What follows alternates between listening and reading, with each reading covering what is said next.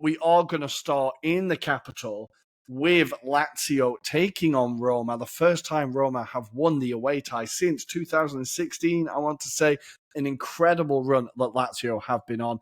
But all the headlines were away from the stadium, away from the pitch. Adam, there was a reunion of all the ultras. Did you see this?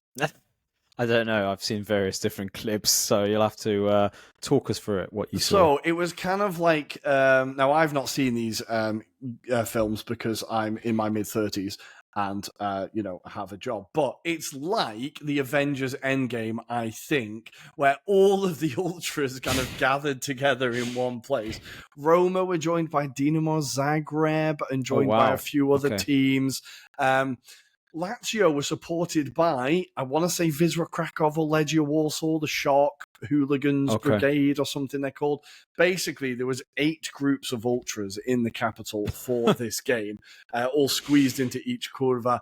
Apparently, the city was complete chaos this week, but more drama on the pitch, maybe. For a very long time, I thought that Serie A had gone fully woke with no bookings until the 70th minute. But thankfully, the game was saved. We got our game back, and it did kind of kick off towards the end. Did you? Was it a game in the spirit you wanted to see it in? I thought it was an interesting, intriguing game, but just kind of denigrated as the game went on. I think we both speculated. We weren't expecting a classic in terms of footballing performance or endeavour. It was one of those that was kind of built up as potentially it could go one of either way, couldn't it, as well? But I think Roma just managed to make the most of the opportunity, and it was through just some hard work from Dench on that right-hand side that forced the error from Tavares and allowed our man Pellegrini, the man that was unwanted by Roma, by all accounts, was going to be potentially the man to be moved on this summer, and he gets the all-important goal. Again.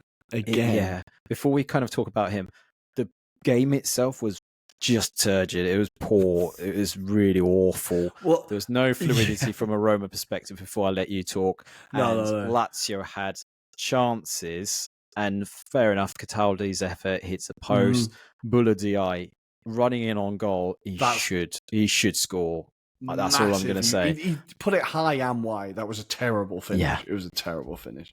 Well, the thing is, it's funny you said that because I kind of had a realization this weekend watching this game. It's kind of, I've been living a lie my entire time in Milan, right? I've been telling myself that I really care about Inter results and care about how Inter get on.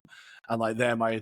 Yeah, it's just Roma. It's Roma. It's since I grew up, and the second the Rome derby kicks off, I was like, I really hope Roma win. I really hope. Okay. And I was like, just getting more and more engaged. I'm like, yeah, this is definitely the team I support in Italy.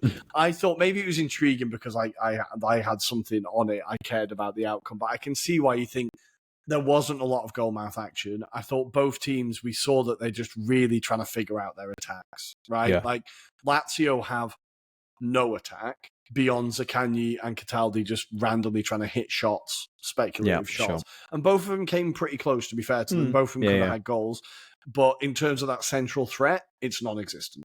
Yeah. And I could talk about Castellanos for an hour because the guy fucking winds me up, but he is beyond You were pointless. tweeting it this weekend anyway, so he is beyond pointless when he comes onto the pitch. I don't know what he does.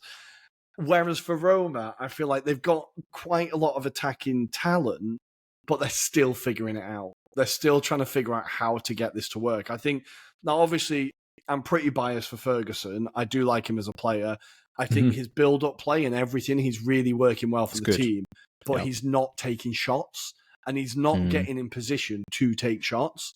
And they need to kind of figure out how to get beyond that, because he's always so deep.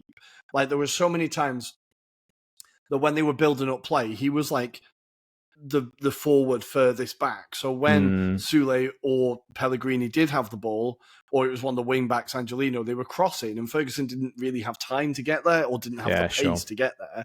And there was even a time in the second half, I want to say, where he wasn't actually... I think he could have been busting more of a gut when the ball came across the 6-yard box. Yeah. He should have been more on that to try and get in there. So I think there's still some ironing out of that front line that they need to do. So I think these two things together meant that there wasn't a lot of goal mouth action in this game, because both of these teams were just not quite at it attacking wise. Whereas I think Roma will get there. I'm concerned that Lazio might not get there. They might not be able to figure this out. I'm glad you mentioned Wrench because he only played because Wesley had a stomach bug, so he wasn't really meant to start. Yeah. And I thought he was one of the better players on the pitch. I thought he was genuinely outstanding. I thought he was fantastic. He was really good up and down that side. You know that Tavares defensively isn't the most sturdy, so I think and as shown in the goal, right? Yeah, of course. He got shouted by Sakanya. That's put it that way. Yeah, that was rough. Yeah, I think so. I was really impressed by him, but. Let's talk about Roma a little bit before we go into Lazio, because I think Lazio's maybe a little bit more interested in terms of what happens with this season. But yeah, the standout players for me for Roma were Wrench, Kone, of course. People finally recognising our boy, Adam. People are finally recognising him. Like, Italian football TV have finally posted about him. Like, guys, he's been here the whole time. Been here the whole time. He was fantastic. But one I really want to shout out for is Evan and Dicker. I just think he was unbelievable. Everything, like when a ball did get through the defence, he had the pace to just come through, intercept it, and the calmness to just turn and build out from the back. Like we've known there's been a decent defender in there, like even when he came in from Germany, right? We knew that this was quite an exciting signing. But this was a performance for the first time in a while where I've sat up and been like, wow, this is someone you build a defence around. Like, I thought he was fantastic. Like, did he impress you across the day? I mean, yeah, he's more than just this match alone, right? But I think the interesting bit was that he was meant to be the midfielder when he was brought in, and Mourinho turned him into the defender because he saw the qualities. And I think he's ever been and ever present because of the factor of how commanding and how well he kind of is marshalling that defensive line. And because of the way that Roma play with a back three most of the time, he's so comfortable in every attribute that you just described there in terms of being able to intercept, calmly dispossess his player, and then progress the ball in terms of a transitional phase. So I think that tells you all you need to know about his qualities. And, you know, with the players alongside him and around him, it builds that confidence that they know that there's someone that's going to be at least the last standing wall in terms of any attacks that do happen against them. So I think he's phenomenal. He's an absolutely, I'd say to a degree, Roy, probably an unsung hero in terms of that Roma kind of team. And an element of how well they did last season was down to his kind of credentials. So, you know, I can't say any higher praise than that. He's been absolutely phenomenal. Absolutely. I think it's just having his calmness next to like the chaos of Mancini, and there's a place for both of those things, right? Yes. Like Mancini in a derby, you want Mancini, right? You want him throwing elbows in and fucking fighting, right? But having someone next to him who's just calm and collected is probably a very good thing. And I think Celik really showed his versatility here as well, like dropping into the centre back role. I thought he was very, very impressive. But let's talk about Pellegrini, because I find it quite interesting because they're perpetually trying to get rid of him. I still like him as a footballer. I still think there's a player in there. If you show him some love and you stick with him, I think there's a very good technical player in there. And I can see him going to a team like Napoli. They pick him up on a free because Roma don't want him, and him absolutely balling out. Like, obviously, you need to do more than get goals in the derby. But if you're going to do one thing, getting goals in the derby is definitely going to help you. Like, do you think there's a chance that Roma might try and build around him a little bit this year? See that he still has value? Like, Baldanzi came on and was okay, probably should have scored, but I don't think he's like the natural heir to Pellegrini either. Well, if there's a manager that can get the best out of a player that has maybe lost his desire or lost his way, then there's no better man than Gasperini. I'm just going to read out a quote that he said, because ironically, we've clearly had the right mindset when we're talking about this player, but he went on to say, Gasperini, he's 29 years old. He has everything it takes to do well. He plays with little effort because he has quality. Today he came off due to cramps. He could be an excellent player from an athletic standpoint. So it feels like, look, he gets him, and he even alluded to the fact that he was already contemplating bringing Pellegrini into the side from Tuesday of last week. So that goes to show you that he was already part of his kind of mindset in terms of doing the action plan against Lazio and what they had thought would be the case, because as you mentioned, Wesley was going to be missing, so was Hermoso. So these were two key players that were missing for this particular game. As you mentioned as well, Dybala being missing in terms of potentially being a focal point for this attacking lineup and being that fluid kind of player that could have been that bit of quality up top for Roma. So look, they had to play a more rigid, it feels like, formation because of the style of players that they had. But luckily, I think the tenacity and ever presence of the wing backs in Angelino and Wrench really made a difference in the day. And like you said, Kone was absolutely superb in that middle. So I think with those kind of staples across the team, they were really solid as a base. But I think there's lots of opportunities for Pellegrini to potentially make a mark. I think if he doesn't have that desire, that's down on him now. I think last season we saw Pellegrini under someone like Ranieri. You would have thought, clean slate, let's go again. But we never really saw him kind of push on. And I think he justified why Ranieri left him. So this is almost the way I'd class it, Rory, is a last chance saloon for Pellegrini. He's been in Rome for so many years. He knows what's expected to him. He delivers on occasions like this, and you think he could be a player that could be in the Italy national squad if he puts his head to it. And that's the problem. It's the consistency of his deliveries and his performances. And I think that's the thing that lets him down. Like you say, he could easily go to a Napoli under Conte and become a really focal point. But for me, I don't think he'll be considered because he's just not consistent enough and he needs to work on that. So this is his last chance saloon with a manager that feels like, based on those quotes, he will get given a chance. Well, fingers crossed, but I think it's a really good point, the athletic output, because from the beginning, Roma were pressing a lot. Now, that dropped off a little bit, but we saw a little bit of that typical Gasperini press at the beginning, and that's kind of how the goal comes around as well, right? It's through that press. So I think, the athletic ability of a lot of the players is going to have to increase, and I'm including Ferguson in that as well, because I think you're going to have to step up. They were able to do it a bit, but they weren't able. It was midday in Rome. It was frigging hot. Like, I'm going to let them off a little bit, But let's talk about from one Pellegrini to another. I think if there's one player that summed up the Lazio performance, it was Luca Pellegrini coming on at half-time. He is not a very good footballer. He is really not a very good footballer. Everything he did, it seemed to spoon off his foot. He was losing possession. All he seemed to do was go around fouling. I've always had the impression that he wasn't very good. And then I sat and watched him. I was like, God, this guy is just giving away he's just not affecting anything beyond just giving away free kicks. It was really baffling. But I think that really kind of sums up Lazio's performance. It was careless. It was ill-disciplined. It was kind of without any thought or plan. Even for a bit in the first half, I thought, okay, they're creating they're starting to push a little bit. They're dominating the ball. But Roma never really felt massively out of control. I think Svillar had to make one or two saves off the top of my head. He made a very good save at one point. But it never really felt like Lazio were building to anything.